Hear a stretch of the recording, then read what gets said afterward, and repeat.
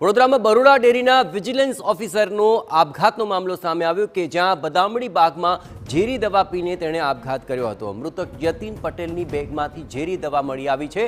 અહીં આર્થિક સંકળામણથી આપઘાત કર્યો હોવાનું અનુમાન થઈ રહ્યું છે। મૃતક યતીન પટેલ તેની બેગમાંથી ઝેરી દવા મળી આવી અને આર્થિક સંકળામણનું અત્યારે કારણ સામે આવી રહ્યું છે। આપણે એ પણ જણાવીએ કે આ સમગ્ર મામલાની અંદર બરોડા ડેરીના આ વિજિલન્સ ઓફિસર હતા કે જેણે કોઈ કારણોસર આપઘાત કર્યો છે। પ્રાથમિક તબક્કે આર્થિક સંકળામણનું કારણ જણાવવામાં આવી રહ્યું છે। બદામડી બાગમાં જે ઝેરી દવા પીને તેણે આપઘાત કર્યો હોવાની વિગતો મળી છે। મૃતકનું નામ યતીન પટેલ છે અને તેની બેગમાંથી જ ઝેરી દવા મળી આવી હતી। આર્થિક સંકળામણથી તેઓ છેલ્લા ઘણા સમયથી પરેશાન હતા અને તેમાં જ હતાશ થઈને તેમણે આપઘાતનું પગલું ભર્યું હોવાની વિગતો મળી છે।